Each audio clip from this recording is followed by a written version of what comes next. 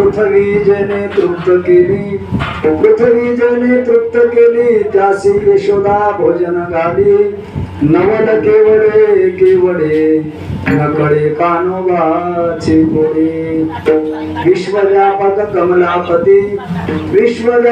कमलापती त्यासी गवळणी कडी घेती नवल केवडे नकळे कानोबाचे गोडे तुका मने नटधारी भोगणी ब्रह्मचारी नवल केवडे नकळे कानोबाचे कोडे विठ्ठल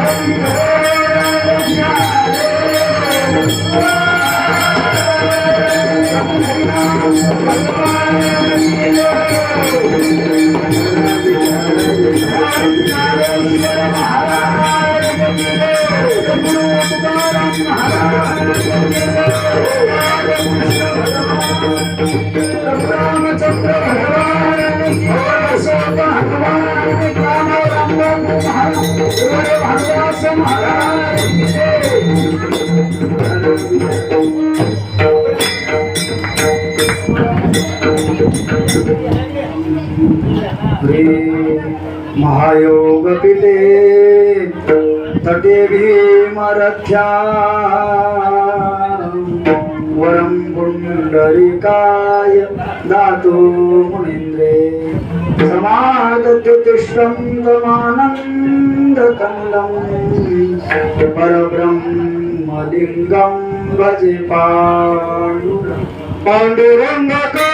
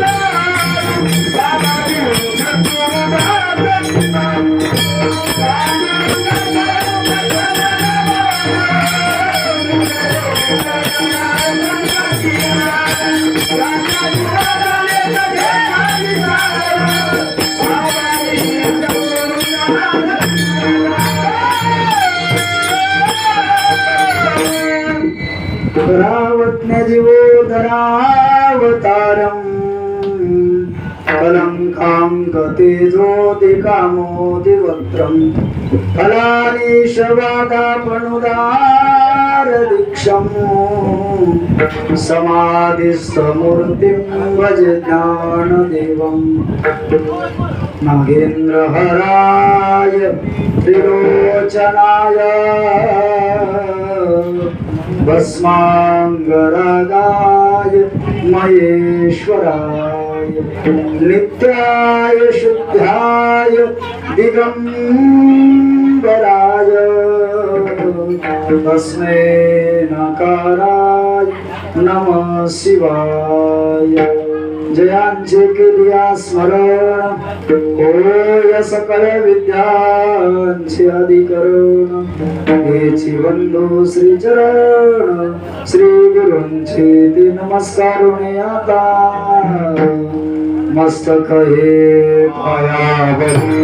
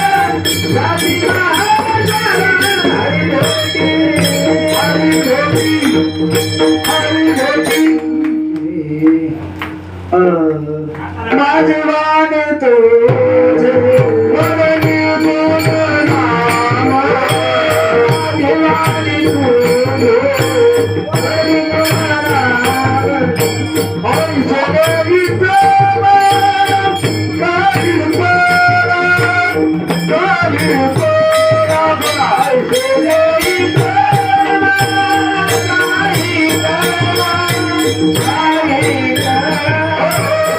जगही प्रेम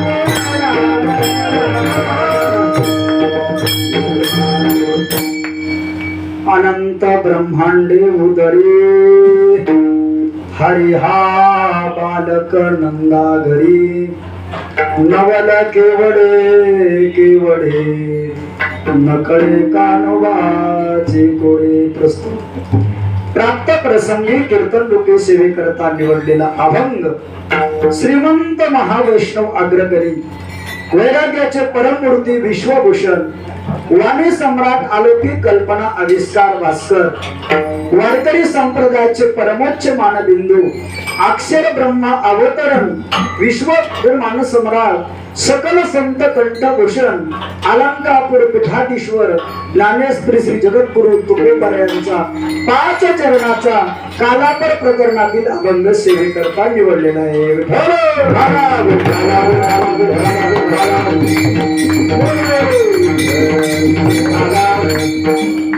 सेवेला सुरुवात करण्याच्या पूर्वी थोडासा परिहार. प्रतिवर्षाप्रमाणे याही वर्षी प्रतिवर्षी पंढरपूर आता मला प्रतिवर्षाप्रमाणे याही वर्षी आमचे परमस्नेही ज्यांचं भगवान पांडुरंगावर विशेष प्रेम आहे पण सावकार रुक्मिणीवर तुमचं प्रेम कारण तिथे एकटा आहे बाबा रुक्मिणी आहे का देवावर प्रेम आहे. निष्ठावंत वारकरी भजन प्रिय आमचे आदरणीय हरिभक्त परायण हिराकांत महाराज मनकुलवार 49 वर्ष झाले. राम महाराज दोन्ही राम महाराज किती वर्ष झाले. आता पुढच्या वर्षी सुवर्ण महोत्सव सोहळा. ही सेवा करून घेण्याकरता तितकं प्रेम लागतं महाराज कारण देव येतो कशा करता पंचपक्वान्न खाण्याकरता नाही. देवाला काय आवडतो थोडा प्रेमाचा मुकेला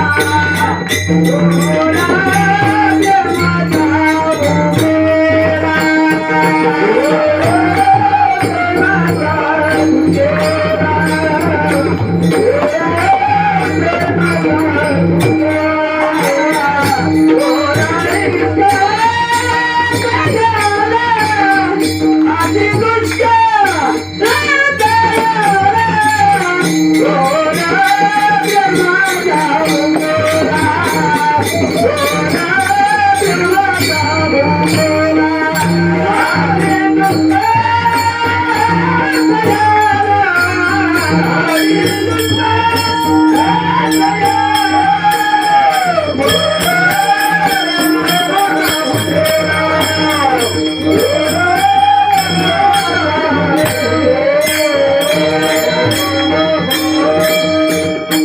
भगवंताला भक्ताचं प्रेम गोड आहे महाराज.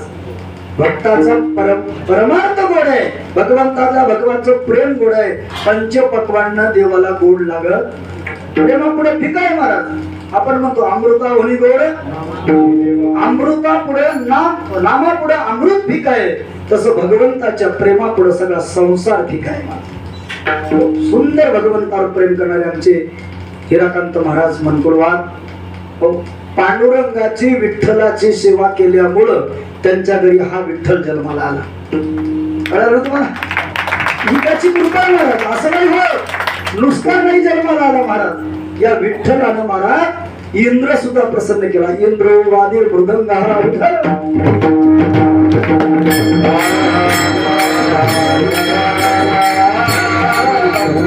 सेवेचं फळ आहे महाराज. आपल्याला कळत नाही, आपल्याला असामान्य गोष्ट वाटते. ही असामान्य गोष्ट नाही. सुंदर मृदंग वाजतात आमचे विठ्ठल महाराज मनकुळवाद. त्यांचे दोन्ही मुलं सगळा कुटुंब परिवार भगवंताच्या सेवेमध्ये तन मन धनान महाराज 49 वर्ष झाला चालू आहे. सुरुवातीला परिस्थिती अशी नसल, पण त्याही परिस्थितीत भगवंताचं कार्य त्यांनी कधी बंद पडू दिलं नाही. हे प्रेम आहे महाराज. आणि सावकार तुम्हाला सांग का, देव कोणाच्याही घरचं खात नाही बरं. विशेष आहे महाराज. त्याला आवडत नाही कोणाच्या घरी, आणि ज्याच्या घरी खायचं त्याच्या घरी जुलम जातो महाराज. राम महाराज हे घर कोणाचं? वैष्णवाधरी सर्व काळ, वैष्णवाधरी सर्व काळ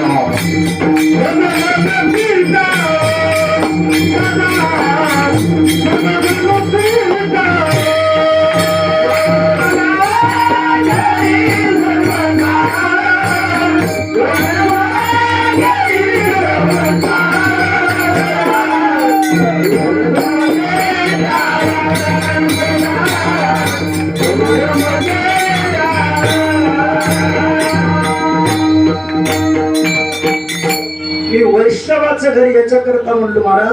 कुठलाही साधू आला की सावकाराच्या महाराजांच्या घरी येतो. हेच नाही महाराज, आपला काकडा 1 महिन्यापुरता आहे कार्तिक वारीचा. आमच्या हिराकांत महाराजांचा काकडा 12 महिन्याचा आहे महाराज. रोज एक दिवस असा यांच्या घरात जात नाही की टाळ वाजला. सदा हे झणाझण ती टाळ. असं सुंदर असणारं वैष्णवाचं घर आणि सुंदर असा कार्यक्रम. त्याचप्रमाणे आमचं मराठवाडा भूषण ज्यांनी इंद्राची पदवी प्राप्त केली. कोणाची? इंद्र कोणाचा राजे?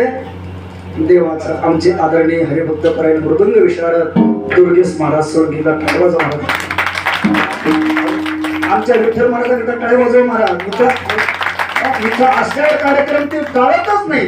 हे त्यांच्या मनाचं मोठे प्रयत्न खरं. हे उदारता लागते अंतकरणात. त्याचप्रमाणे आदरणीय हरिभक्त परायण ज्यांनी महाराज वैकुंठ पर्यंत आपलं निशाण लावून, बरोबर आहे ना, आदरणीय हरिभक्त परायण निशाण कर महाराज. काय प्रेम आहे महाराज. बरं काळे गवाजा. त्याचप्रमाणे सुंदर परमार्थात ज्यांचं प्रेम आहे महाराज. सुंदर नाचतात, आनंद घेतात. खूप भजन करण्याची सुद्धा आवडा वेळातला वेळ काढून येतात आमचे आदरणीय हरिभक्त परायण पत्तेवार महाराज सावकर. त्याचप्रमाणे ज्यांना अखंड पांडुरंगाने आपल्या जवळ केलं महाराज. रोज ज्यांना भगवंताची सेवा घडते असे आमचे आदरणीय हरिभक्त परायण. काहीतरी भगवंताचं अशा प्रकारचं महाराज. त्यांचे नाव केशव आहे, यांचे नाव, आणि त्या केशवाला या केशवाला जवळ केलं. सुंदर अशा प्रकारचं महाराज. त्याचप्रमाणे आदरणीय आता जिथं राम आहे तिथं माझं काय काम आहे? साक्षात राम मागायला मला. आता राम असल्यावर घाबरायचं काही का? केशवा माधवा. माधव महाराज आलेत महाराज. काय सावरगावचे का नाही.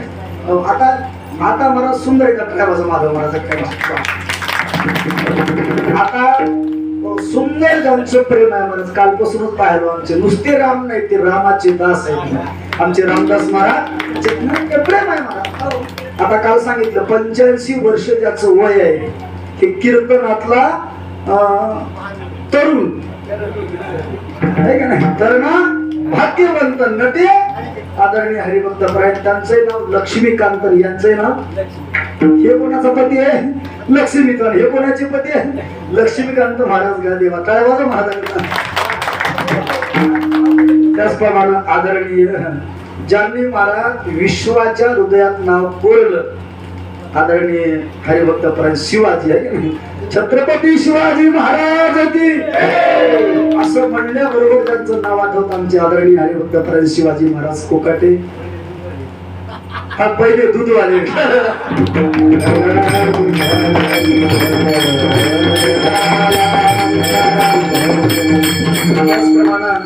या परमार्थामध्ये सर्वांना सामावून घेणाऱ्या जनाबाईच्या स्वरूपात असणारे आमच्या बोंडारी माय खूप परमार्थ बोंडारी मायने केला करोने चिंतन करवी आणि का तो या झाला लोका नाव जगी मायनं सुद्धा खूप माणस एवढं वय झालं मायचं तरी परमार्थ सुधत नाही आमच्या सावकारीन बाई आहेत महाराज तुमचं हा नावच नाही कोटगिरे सावकार खूप परमार्थ जपलं आमच्या गबाळे माय आहेत गबाळे माय महाराज कुठे हातात तिथं महाराज तिथं गबाळे माय हात आता सर्वांचं नाव गेलं शक्य आमच्या गायकवाड बाई आहेत जाधव बाई आहेत की नाही आमच्या कोकाटे ताई आहेत आता इकडे आमचे सुरवीर साहेब आहेत आणि आमचे त्र्यंबकम येजामहे सुगंधिम पुष्टीवर त्र्यंबक पाटील आमचे बापू आहे ना केशव महाराजचे वडील सगळेजण आहेत महाराज गोविंद पाटील आहेत आमचे सगळ्यांचे आमचे मामा आहेत रामरावजी देशमुख सगळ्यांच्या नाव आमचे आचार्य बाबा आहे की नाही सुंदर महाराज तुमच्या त्यांचं नाव रामच आहे आता राम असल्यावर खायचं काय काम किती सगळ्यांच्या तर मस्त कुठून सेवे करतो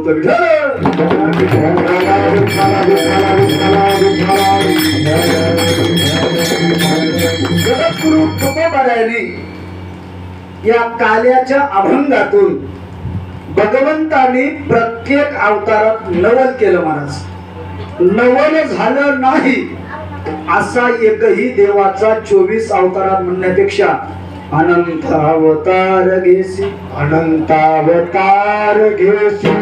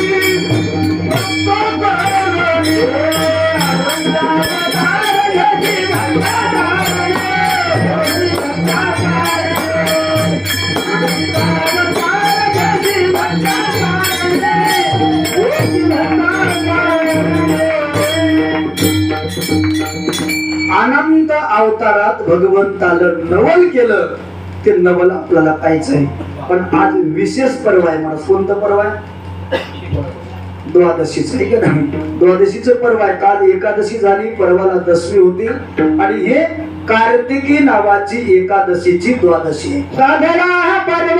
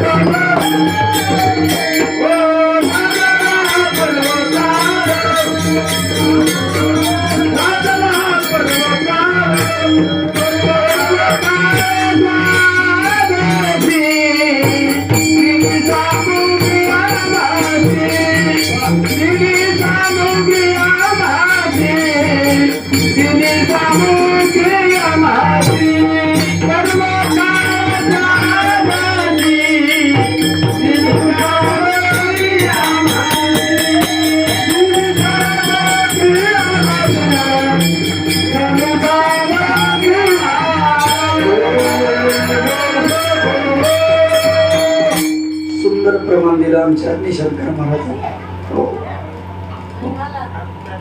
झाले ज्ञानेश्वर वाणी आले सामग्री घेऊन पर्व काळ द्वादशी दिली. सावकार तुम्हाला सांगतो बरं काय, पैठणवरून नाथ महाराज ज्ञानोबारायांच्या दर्शनाकरता आळंदीला गेले. दसवीला निघाले घरून. दसवीचा मुक्काम वाटण पडला. एकादशीच्या दुपारी नाथबाबांचं आगमन ज्ञानोबारायांच्या समाधीजवळ झालं. समाधीचं दर्शन घेतलं. सुवर्ण पिंपळाजवळ नाथबाबा बसले. माऊलींची स्तुती केली. मनामध्ये विचार केला, माऊली ते तुमच्या आळंदीला आले. आज एकादशी आहे, उद्या द्वादशी आहे. उद्या द्वादशीचा उपवास सोडला पाहिजे. उपवास सोडण्याकरता माझ्याकडे स्वयंपाकाची सामग्री काहीच नाही. द्वादशी सोडायची कशी? अंतःकरणामध्ये आपल्या मनाला नाथबाबा म्हणू लागले, हे मनाला म्हणलेली गोष्ट ज्ञानोबारायाच्या मनापर्यंत गेली. आपल्या मनात काय चालतं त्या पांडुरंगाला कळतं. आपल्या मनात काय चालतं ज्ञानोबारायाला कळतं. ज्ञानोबारायाने विचार केला, आपण ज्ञानोबारायाच्या रूपात गेलो तर नाथ बाबा आपल्या जवळची सामग्री स्वीकारणार, काय करावं? सावकार ज्ञानोबारायांनी सावकाराचं रूप केलं. झाले ज्ञानेश्वर वाणी. पूर्वीच्या काळात सावकाराला काय म्हणायचे, बरोबर आहे ना, वाणी. वाण्याचं रूप घेतलं. महाराज हो नमस्कार. अहो तुम्हाला उद्या द्वादशी सोडायची आहे. हो बाबा, एवढे हे गूळ तांदूळ पीठ तेल काय असेल एवढं राहू द्या. याचा स्वयंपाक तुमच्या हाताने बनवा. ज्ञानोबाराला याचा नैवेद्य दाखवा आणि तुम्ही सुद्धा प्रसाद ग्रहण करा. द्वादशी सोडण्याची सामग्री ज्ञानोबाराने नाथ बाबाला दिली. म्हणून तेव्हापासून महाराज हो सांगू का, तेव्हापासून सावकार लोक महाराज द्वादशीला एक तरी वारकरी जेव घालतात. ते विठ्ठल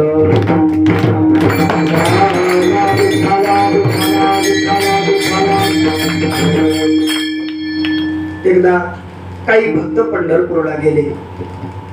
वारी झाली. वारी झाल्यानंतर भक्त महाराज आपल्या घराकडे निघू लागले. निघत असताना पांडुरंगाच्या चेहऱ्याकडे पाहिलं तर देवाच्या डोळ्यातून डब डब डब अश्रूच्या धारा वाहू लागल्या. विचारलं संतांनी, काय हो देवा, तुम्ही विश्वाचे अश्रू पुसता, तुम्ही रडता का? त्यांनी सांगितलं, बाबा काही नाही रे, तुम्ही जाता माझ्या जीवा, तुम्ही गेल्यानंतर मला करमत नाही रे. 4-4 महिने तुम्ही माझ्याकडे येत ना बाबा.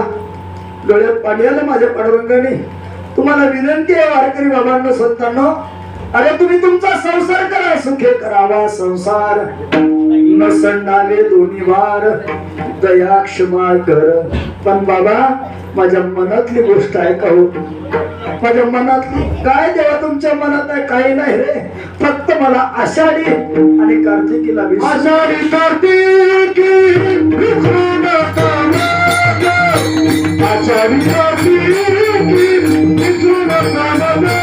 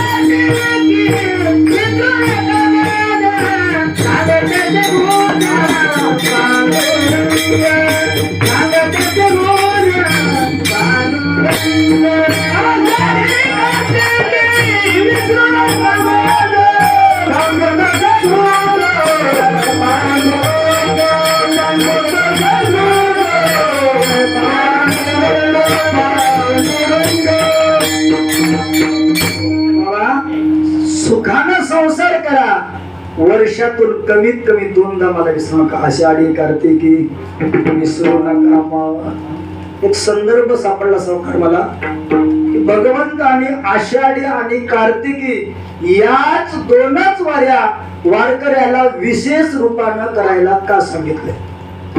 तो चिंतन सांगतो, पुढे सांगतो. आपल्या वारकरी संप्रदायामध्ये मला 3 झोळ्या प्रसिद्ध आहेत. किती? पहिली झोळी आहे, पहिलं मेरूच्या शिखरी एक योगी निराकारी मुद्राला ओणी खेचरी प्राणायामी बैसला, तिने सांडिली माया किंवा 3 शिरे 6 हात काखे झोळी स्वामी ही पहिली झोळी. दुसरी झोळी माझ्या ज्ञानोबरायनं काखेमध्ये घेतली आणि आळंदीकर ग्रामस्थाला मधुकरी मागितली. हो, पण त्या काळच्या नालायक लोकांनी माझ्या ज्ञानोबराला मधुकरी सुद्धा दिली नाही महाराज. आज त्याच झोळीवर अख्खं जग जगत महाराज, जग. पण तिसरी झोळी आहे महाराज, गुजरात मध्ये संत होऊन गेले महाराज, जलाराम बाबा. त्या जलाराम बाबाच्या घरी भगवान शंकरानं बोरेश्वर नावाचं रूप घेतलं, बोरेश्वर म्हणून. आणि बोरेश्वराच्या रूपात, साधूच्या रूपात जलाराम बाबाच्या घरी गेले. जलाराम बाबांनी साधू आले म्हणून त्यांचं स्वागत केलं. सुंदर असे पाय धुतले, घरामध्ये आसनावर बसवलं. सुंदर त्यांच्या पत्नीनं स्वयंपाक केला. त्या शंकराच्या रूपातल्या साधून भोजन केलं महाराज. भोजन झालं, आता निघायची वेळ. जलाराम बाबांनी हात जोडले, महाराज तुम्ही चालला, तुम्हाला दक्षिणा काय द्यायची. त्यावेळेस त्या साधून सांगितलं, जलाराम बाबा तुम्हाला दक्षिणा द्यायची का म्हणे, उद्याची. एक काम करा म्हणे, जिनं स्वतःच्या हातानं स्वयंपाक मला करून घातला तीच तुमची पत्नी मला दान द्या. आता जर असा प्रसंग आला, गोंढरे महाराजाला कपडे फाडूस तर मारतील लोक.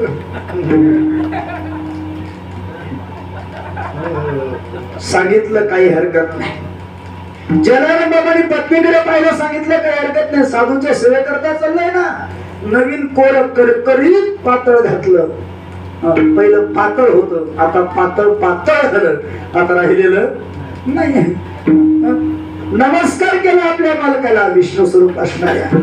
निघाले जलाराम बाबा पुढं, सॉरी साधू पुढं, आणि जलाराम बाबाची अर्धांगिनी पाठीमाग.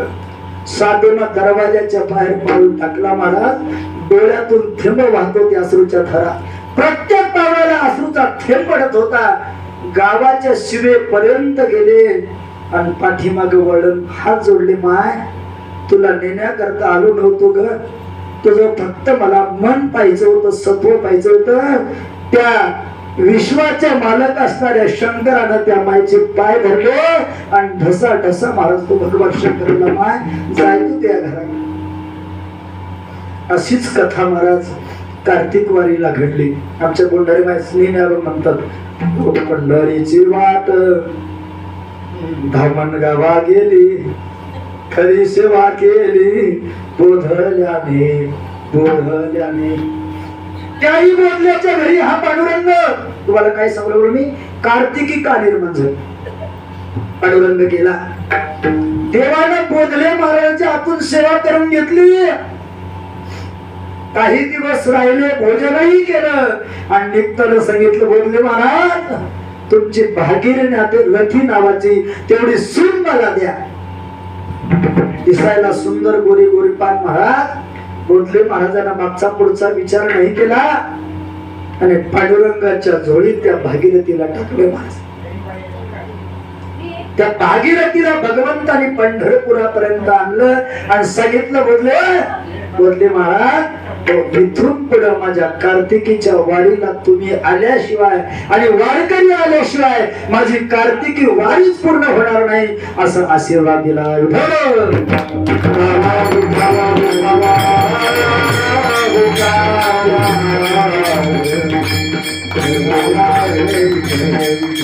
आषाढीचं चिंतन सांगतात. एकदा सगळे साधू संत महात्मे पंढरपुरात आषाढी वारीला गेले.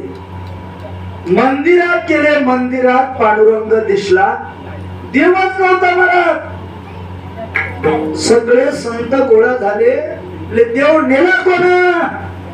देव नेला बिदरच्या बादशहाना. कर्नाटकात देव गेला, विजय देवराने नेला. तर म्हणजे देव त्यांना नेला, देवही त्याच्या बरोबर भुलून गेला. पण तिकडे गेलेल्या देवाला इकडं आणायचो कसं? प्रत्येक साधू म्हणला आपली काय ताकद देवाला आणायची? देव आणणं एवढं सोपं नाही महाराज, सगळ्यात ती ताकद नसते. पण एकनाथ महाराजांचे पंजोबा भानदास महाराज म्हणले काही हरकत नाही, मी कर्नाटकातून पांडुरंगाला आणल्याशिवाय राहत. कळालं? राजाच्या घरी सुंदर मंदिर आहे, त्या मंदिराला रत्न लावलेले. त्या रत्नाच्या मंदिरात पांडुरंग उभा आहे. भानुदास महाराज मुक्काम दर मुक्काम, मजल दर मजल करत करत गेले. संध्याकाळची वेळ झाली. त्या राजाचा नियम होता, राजा दर्शनाला आला की मंदिर उघड राहायचं आणि दर्शन करून गेला की बंद व्हायचं. रात्रीची आरती झाली, पुजारी निघून गेले, राजाही निघून गेला आणि देवाच्या मंदिराला लॉक लावलं. तेवढ्यात भानदास महाराज गेले. देवाकडे पाहिलं भानदास महाराजांनी, टप टप डोळ्यातून अश्रूच्या धारा होऊ लागल्या. कुलूप मायेचे तोडिले. पांडुरंगानं मंदिराचं मायेचं कुलूप तोडून टाकलं, दरवाजा मोकळा केला. भानुदास महाराजांनी देवाला जे कडकडून मिठी मारली. महाराज कडकडून, देवा अरे तुला आम्हाला सोडून इथं राहावंसं वाटतं, आवडतं का? देव म्हणजे आवडत नाही रे, पण याच्या वचनात गुंतलो आणि त्याच्यामुळे यावं लागलं. देवा काही तिकडे येण्याचं म्हणजे आहे. त्याला मी सांगितलं होतं, बाबा तुझ्या बरोबर येतो, पण ज्या दिवशी माझ्या भक्ताचा अपमान होईल त्या दिवशी तुझ्या मंदिरात, तुझ्या गावात, तुझ्या प्रांतात राहणार नाही. कधी कधी असं घडतं महाराज, माणसाला वाटतं की आपल्याला हे जमतं, पण आपल्यापेक्षा एखाद्याला जास्त जमतं. महाराज एक अशी मुलगी होती, लग्नाला आली, लग्न करायचं. बापाला सांगितलं, ताई तुझं लग्न करायचं? हो बाबा. तुला मुलगा कसा पाहिजे? म्हणजे बाबा मुलगा असा पाहिजे तो सकाळी उठल्या उठल्या माझ्या हाताने माझ्या 2 चपल्या खाईल असा मुलगा. बाप म्हणला काय येडी झालीस का? अगं लग्नाच्या अगोदर असं ते करील का? नाही नाही म्हणे, माझा नियमच आहे, 2 चपल्या खाईल त्याच्याबरोबर लग्न करील. आता पूर्वीच्या काळात सोयीवर मांडायचे महाराज लग्नाचे. हे राजे यायचे, बरेच राजे लोक यायचे, राजकुमार यायचे, ते पण ऐकला की जायचे. ते म्हणायचे लग्नाच्या अगोदरच एवढी मारायला लागली, लग्न झाल्यावर काय करील? आलं बाप्पा हातून. कधी असं म्हणतात शेरला कधी सवाशेर मिळत असतो. त्यांना ते पण ऐकला. ते म्हणला बाबा लग्न करायचं या पोरी बरोबर. अरे म्हणले नको रे बाळ्या, ते लग्नाच्या अगोदर मारायला लागली, पुन्हा काय करील तू? काय हो म्हणा, करायची म्हणजे करायची. आता लेकराच्या पुढे बापाचं काय चालतं? शिवाजी महाराज चल काय चाललं, काय चालतं का नाही आपलं काही ना, आपण पांगुळ झालो माझ्या हाताला पाय. ठीक आहे, सुपारी फुटली, सोयरीक झाली, लग्नाचा दिवस आला, सुंदर वराडी. बरेच माणसं लग्नाचं काही घेणे नसतात, भेद काय चांगला कन्या वरयते रूपम आणि मिष्टान इतरे जना. सुंदर लग्न लागलं महाराज, पण सप्तपदी झाली, साड्या काय व्हायचे झालं. नवरदेवानं मांडवही मोडला, म्हणजे मांडवाचं पाठ निघालं. पूर्वीच्या काळात वाहन नव्हते महाराज, त्यानं काय केलं, दोघा नवरी नवरदेवाला बसायला 2 घोडे आणले. किती घोडे? एका घोड्यावर नवरी बसली, एका घोड्यावर नवरदेव बसला. गावकऱ्यानं वराड वाट्या लावलं, नवरी नवरदेव गावाकडे निघाले. अर्ध्या रस्त्यात गेल्यावर काय झालं महाराज, नवरदेवाचं घोडं खाली बसलं. त्याला राग आला. ते म्हणला घोड्या तुला माहित आहे म्हणला, मी एकदा सांगतो आणि दुसऱ्यांदा कापतोच म्हणत. म्हणजे एकदा सांगायचं आणि दुसऱ्यांदा कापायचंच म्हणला. आता त्या घोड्याला आपली भाषा कळते का देवा? ते पुन्हा उठवलं, त्याला चालायला लागलं. 1-2 किलोमीटर गेलं की ते बसलं व खाली. बसल्यावर पूर्वीच्या काळात बोलणारे नवरदेवाच्या कमरेला तलवार असायची, आता नाही. आणि आता असती तर नवरदेवानं एकही वराड शिल्लक ठेवलं बरोबर ना? असायची. त्याला सरकन मारतो तरवळ काढीन घोड्याच्या मारावर सरकन मारल्याबरोबर एक घात दोन तुकडे झाले. आता 100 किलोची होती महाराज एवढी. ते जाग्यावरच घर झाली. हिवाळ्यात घामाला होती ना. हे म्हणे एकदा सांगते दुसऱ्यांदा म्हणजे पक्का लक्षात बसलाय. आता घोडे एकच राहिले महाराज. नवरी नवरदेव एकाच घोड्यावर बसले. त्याला म्हणलं बाबा घोड्या त्याला मारलं, तू जर बसला तर तुला मी एकदा सांगतो दुसऱ्यांदा. कस तरी ते घोडं घरापर्यंत गेलं. घरात आली लक्ष्मी महाराज. ते माप ओलांडलं घरात गेली. घरात गेली की महाराज आता हिला प्रश्न पडला. ही एकदा सांगते दुसऱ्यांदा. 100 किलोची होती हिनं सकाळी मालक उठण्याच्या अगोदर उठायचं आणि हातात डबा घेऊन बऱ्याच पुढच्या काळात बाहेर लागायचं. तिला माहित होता याचा मंत्र एकदा सांगते दुसऱ्यांदा कापतेच नाही. ते डबा घेऊन गेला की येईपर्यंत चहा तयार, जेवण तयार. जेवण कमी करायला लागली. हिला वाटलं जास्त जर जेवण केलं आणि झोप लागली यानं एकदा सांगलं आणि आपण नाही ऐकलं दुसऱ्यांदा कापतेच नाही. आपण 6 महिन्यात परत 100 किलोची 50 किलोवर आली. 6 महिन्यानंतर बाप आला पोरीला भेटायला. पाहिला म्हणला ताई काय ग म्हणला तू काय वजन होत काय झालं. ते म्हणे बापू तू या पाया पडतो म्हणे. तू आला तसा ही एकदा सांगते दुसऱ्यांदा नादीत लागू नको म्हणे. तू आला तसा जायची आहे घेऊ नको तिकडेच आहे. मला काय सांगायचं होतं मला कितीही जरी आपण डोकं चालवलं तरी देवानं आपल्या डोक्यापेक्षा कोणा तरी डोकं जास्त दिलं आहे की नाही. तसं पांडुरंगाने सांगितलं भक्तास महाराज. मी त्याला सांगितलं राजाला की ज्या दिवशी माझ्या भक्ताचा अपमान होईल त्या दिवशी मी तुझ्या गावात राहणार नाही. पांडुरंग महाराजांना दर्शन घेतलं आणि नदीच्या तीरावर महाराज भजन करण्याकरता गेले. पण दर्शन घेत असताना भगवंतानं काय केले आपल्या गळ्यातली वैजयंती नावाची माळ. वैजयंती माळ गळा शोभे श्रीमंत शंख चक्र गदा पद्म आयुधे शोभत. वैजयंती नावाची माळ भानुदास महाराजांच्या गळ्यात टाक. महाराजाला माहिती नाही कापडा करण्याकरता दंग झाले. सकाळी राजा आला पुजारी आला पाहतो पांडुरंगाच्या गळ्यात वैजयंती नावाची माळ नाही. अरे म्हणजे चोराने चोरी केली. चोर बघा. हे सेवक धाडले महाराज गंगेच्या तीरावर बसलेले.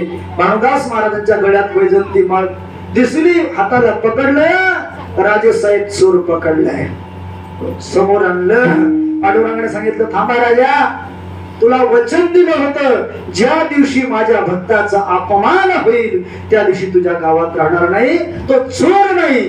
मीच त्या भानुदास महाराजांच्या गळ्यात वैजयंती माळ घातली. तू माझ्या भक्ताचा अपमान केला मी थांबणार नाही. भानुदास महाराजांना असे 2 हात समोर केले. महाराज त्या मंदिरातली मूर्ती अंतर हातावर बसली. याचा अनुभव आहे कोणणारे मारुती रुसला. 10 माणसाला उचललं गेलं महाराज. जेव्हा त्याचा रुसवा काढला तेव्हाच उचलला. हातावर आले आणि भानुदास महाराजांना असंच हातावर धरून मारलं. काय केलं पंढरपुरापर्यंत आले आणि पांडुरंगाला विटेवर ठेवलं. तो दिवस होता आषाढी एकादशीचा. ती आठवण म्हणून देवानं सांगितलं आषाढी कार्तिकी विसरू नका सांगत से पूज पांडुरंग. कारण आपल्याला आपले गणगोत आहेत. देवाला आपल्याशिवाय कोणीच आहे का. त्याला घर नाही गोत नाही बायको नाही लेकरू नाही पोरग नाही. आपल्याशिवाय कोणीच नाही म्हणून त्याला आपल्याशिवाय करमत नाही. म्हणून आषाढी कार्तिकी विसरू नका. आणि तुलसी विवाह तुम्हाला कथा माहित आहे महाराज. आपलं असं झालं महाराज माणसं एवढे स्वार्थी झाले. बरोबर म्हणतात द्राक्षाची बाग लावणारे माणसं दुधाचे टँकर ना टँकर द्राक्षाच्या बुडाला घालतात.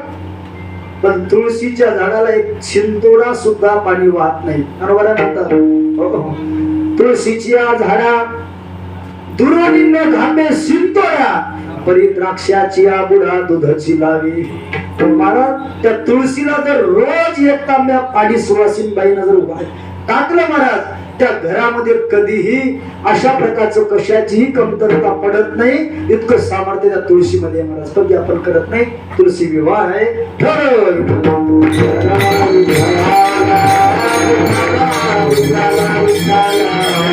भगवंताचं तुम्हाला नवल सांगू लागलो. काय झालं एकदा एक राक्षस प्रभू रामचंद्राच्या समोर आला. भगवंतानं धनुष्याला बाण लावला, त्याला मारणार तेवढ्यात तो राक्षस महाराज समुद्रात लपून बसला. प्रभूला प्रश्न पडला, बाण मारायचंय पण समुद्रात नेमका कुठं राक्षस हे काही कळना. चेहरा पडला. तेवढ्यामध्ये अगस्ती नावाचे ऋषी आले. प्रभू काय झालं? काही नाही बोलले. ज्या राक्षसाला मारायचा तो समुद्रामध्ये लपून बसला. म्हणजे त्याला समोर उभं केल्यावर मारसाल का? तेवढे समोर उभं केल्यावर मारतो. मग अगस्ती महाराज समुद्राच्या जवळ गेले. महाराज, तुम्ही माशाची भाजी खाल्ली का? नाही, तुम्हाला माशाची भाजीच नाही. संस्कृत भाषेमध्ये उडदाला काय म्हणतात? माशा. काय म्हणतात? माशा. कळलं ना? ती नाही हो, तिकडे जाऊ नका. तुमच्या मनात काय येतं ना, कळलं का? त्याला माशा म्हणतात.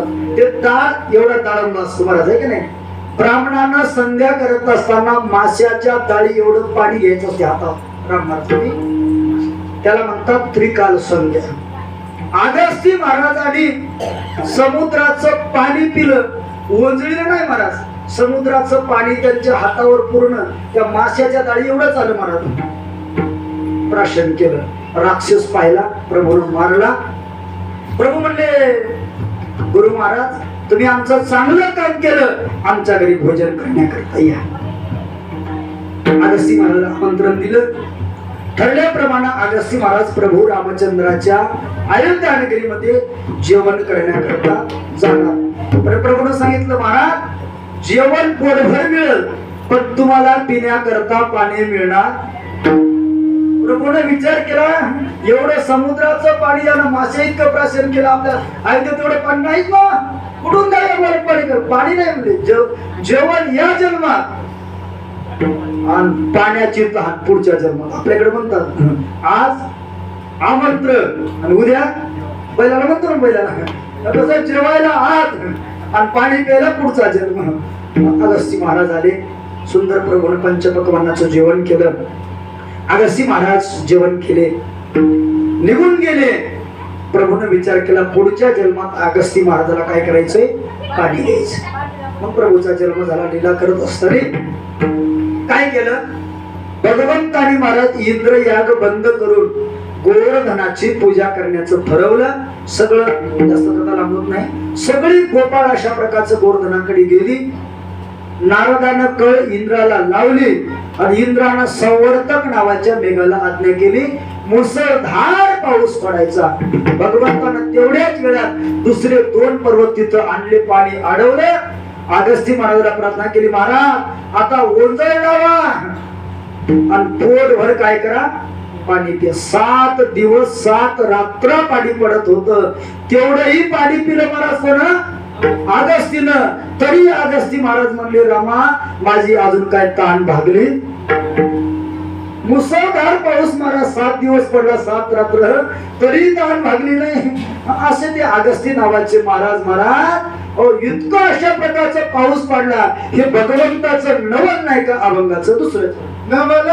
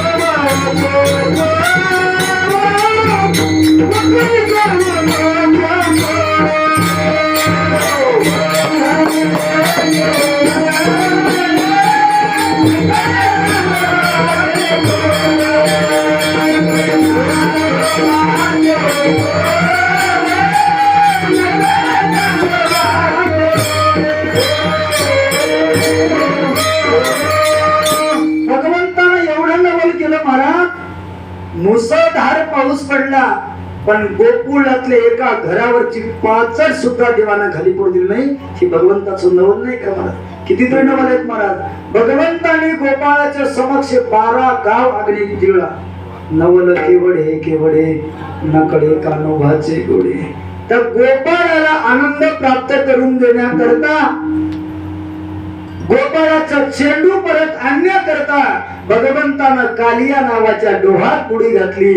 कालियाच्या हातातून चेंडू आणला आणि एवढ्या विषारी कालियाला वर काढलं. हे नवल नाही का? नवल केवढे केवढे नकळे कानोबाचे गोडे. साधकाने प्रश्न केला, तुकाराम महाराज, एवढं तुम्ही तुमच्या देवाचं नवल सांगता, तुमचा देव किती मोठा? आनंदाचं पहिलं चरण. नव हरी अनंत ब्रह्मांडे हरी अनंत ब्रह्मांडे हरी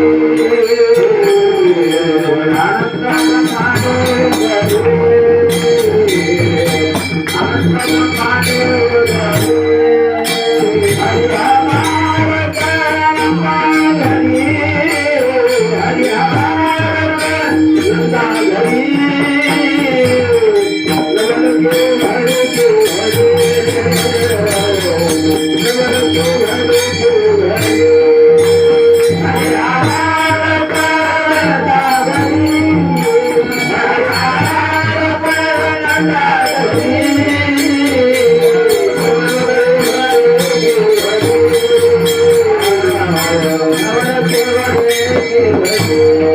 अनंत ब्रह्मांडे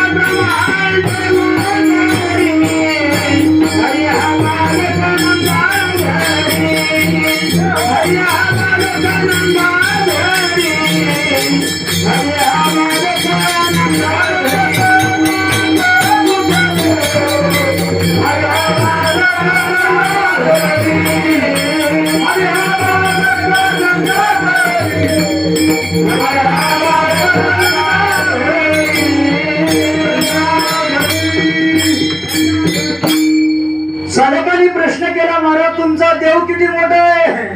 म्हणजे बाबा देव किती मोठा आहे मला सांगता येत नाही. ठीक आहे, अनुरेनो या ठोकरा तुका आकाशा. मला देव किती मोठा आहे सांगता येत नाही, पण माझ्या देवाच्या हृदयात उदरामध्ये अनंत ब्रह्मांडे. अनंत ब्रह्मांडे. ब्रह्मांड कशाला म्हणतात? खाली 7 लोक आहेत महाराज. आतळ, वितळ, सुतळ, तळातळ, महातळ आणि पाताळ. वर 7 लोक आहेत. महालोक, जनलोक, तपोलोक, सत्यलोक, स्वर्गलोक. आहे की 7? खालचे 7 आणि वरचे 7 किती झाले? 14 भुवनाला एक ब्रह्मांड म्हणतात. किती ब्रह्मांड? 14 भुवन म्हणजे त्याच्यात आपला मृत्यूलोक याला, स्वर्ग याला, पाताळ याला, हे 14 लोकांना एक ब्रह्मांड म्हणतात. म्हणजे अशी ब्रह्मांड किती आहे? तुकाराम महाराज म्हणले किती आहेत मला सांगता येत नाही, पण माझ्या देवाचं ज्यावेळेस मी चिंतन केलं त्यावेळेस मला असं कळालं. मला सांगा, आपल्या अंगावर केस किती आहेत? तुम्ही सांगा किती आहेत? आपल्या अंगावरचे केसच आपल्याला माहिती नाही, देव कोणा कळलं? किती आहेत बाबा? असंख्य नाही, त्याला गणित आहे ना. आपल्या अंगावर 3.5 कोटी केस आहेत. किती कोटी? कमी झालं तर मला उद्या सकाळी मोजून सांगा. 10 रुपये देत लक्षात देतो तुम्हाला. किती काय? 3.5 कोटी. ते तुकाराम म्हणले माझ्या देवाच्या अंगावर 3.5 कोटी केस आहेत. केसाला संस्कृत भाषेत रोम म्हणतात. रोम. रोम म्हणजे माझ्या देवाच्या अंगावर एक रोम आहे आणि एका रोमावर अनंत ब्रह्मांडे. किती आहे? अनंत ब्रह्मांडे आणि एका रोमा ऐशी धेंडे. एका रोमावर अनंत ब्रह्मांड आहेत शिवाजी महाराज. तर 3.5 कोटी रोमावर किती ब्रह्मांड सांगता येते का? देवाचं नवल आहे. नवल केवळ हे केवळ हे अनंत ब्रह्मांडे उदरी. इतका मोठा असणारा देव सुद्धा इतका लहान झाला महाराज. तर नंदाच्या घरी जन्माला लागला आणि हा बालक नंदा घरी छोटासा बाळ झाला. कोणाचा? एवढा मोठा असताना काय झालं महाराज, त्याचं कारण होतं महाराज, त्या नंदन आणि यशोदेनं महाराज मागच्या 3 जन्मात देवाची एवढी भक्ती केली, एवढं देवावर प्रेम केलं की त्यांच्या घरी देवाला बाळ होऊन जन्माला यावं लागलं. एवढा मोठा देव एवढा लहान झाला. एक दृष्टांत सांगतो, पुढे सांगतो. आपल्या नांदेड जिल्ह्याचा कलेक्टर आहे, पाहिला का तुम्ही? आहे. आता कलेक्टर म्हणल्यावर सावकार, कलेक्टरच्या पुढे कोणा चालतं का? एसपीच चालत नाही, डीएसपीच कोणाच नाही, सगळ्यात बॉस महाराज. हो, त्याच्या इशाऱ्यावर जिल्हा चालतो, त्याला सगळे घाबरतात. पण त्या कलेक्टरला सुद्धा त्याचा नातू त्याला काय बनवतो? घोडा. आजोबा तुम्ही घोडा बनल्याशिवाय मी जेवणच करत नाही. अरे ज्याच्या जिल्ह्यात ताब्यात आहे त्याला साधं लेकरू लहान बाळ बनवतं, पण ज्याचा विश्व ताब्यात आहे त्या विश्वाच्या मालकाला महाराज भक्ताला बाळ बनवायला काय घडणार आहे? आता सांगा, कलेक्टर बाळ का झाला? नातावर प्रेम आहे. आता ते नातू म्हणतो ना तू आणि ना मी, तू तिकडे मी इकडे, तरी हे प्रेम करत का नाही? मला करत. तसं भगवान भक्तावर अशा प्रकारचा प्रेम करतो. भगवान भक्ताच्या प्रेमा करता काही सुद्धा होतो महाराज. नवल हरी हा बालक नंदा घरी, नवल के वडे नकळे कानवाचे कोडे. आता महाराज देव का सामान्य आहे का? विश्वव्यापक कमलापती, विश्वव्यापक कमलापती, विश्वव्यापक कमलापती,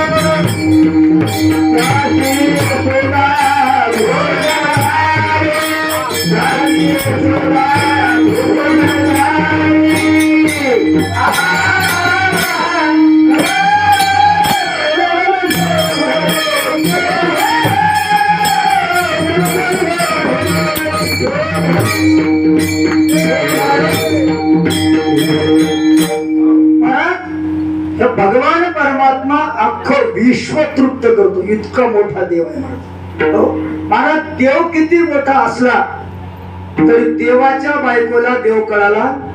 आपण किती मोठा असलो तरी आपल्या बायकोला आपण कळत नाही. एक दिवस भगवंताला उशीर झाला, लक्ष्मीच्याला कळवा देवा, जेवायला उशीर झाला, रात्रीचे 11 वाजले ना, वारकऱ्यांना 11 वाजता जेवू नाही. मग मला 9च्या नंतर अन्नात यम येतो. कोण येतो? यम येतो. मग ते काय करतो? त्याचं काम काय? घडी घडी आयुष्य कमी करण्याचं काम आहे. आरोग्यावर परिणाम करतो. म्हणून 9च्या नंतर वारकऱ्यांना जेवू नये. प्रसंग असा सोडून द्या, एखाद्या प्रसंगाचा विषय नाही, पण रोज जेवू नये. 11 वाजले तुम्हाला, मला उपास आहे अजून, मी जेवलो नाही, तुम्ही का आले नाही जेवायला? भगवंतानं सांगितलं माझा एक भक्त उपाशी राहिला होता आणि त्या भक्ताला मी जेवू घातलं पोटवर, आता सगळं विश्व तृप्त झालं म्हणे, आता मला जेवायला काही हरकत असं कुठं असते का म्हणे. आता बायकोला काय किंमत असते का? नवऱ्याची नसते. असं कुठं असते का म्हणे? नाही ग म्हणे, राहिलं होतं. बरं, लक्ष्मीने देवाची परीक्षाच घ्यायची. काही दिवस गेले मला, लक्ष्मीनं काय केलं, एक दिवस या तसं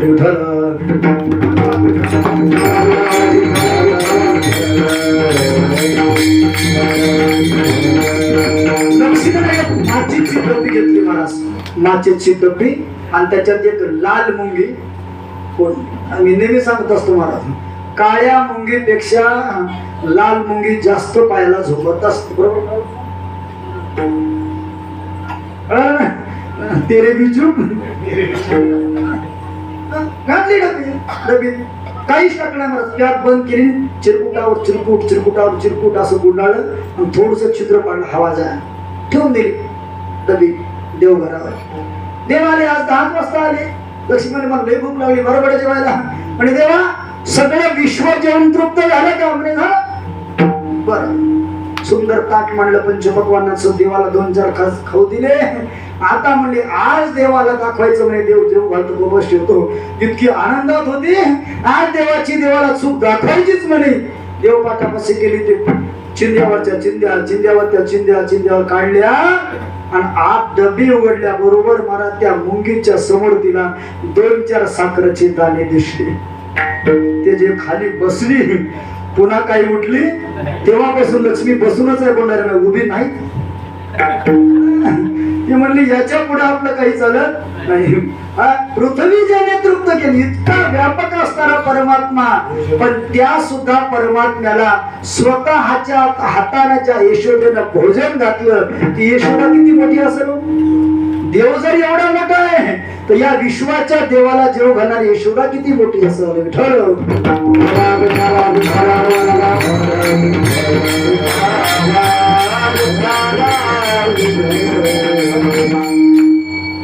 त्या भक्तिशास्त्रात सांगितलं महाराज, यशोदेनं देवाला एका दिवसात 56 प्रकारचे भोग खाऊ घालावे. महाराज किती प्रकारचे? 7-8. एका वेळेस देवाला देवाच्या पात्रामध्ये, ताटात म्हणत नाही, त्या काळात ताट काय होते, म्हणून वारकऱ्याला ताटात जेव घालणे. महाराज ताटात जेव घातलेलं पाटातच निघून जात. पाटा करते ना, ताटानं. आणि पत्रवाळीवर जेवण घातलं, त्याचं पुण्य तुम्हालाही लागतं आणि वारकऱ्याचं सुद्धा पोट भरतं. विठ्ठल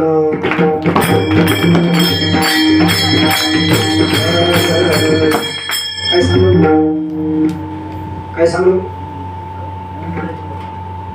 मुंगीला जेव घातलं.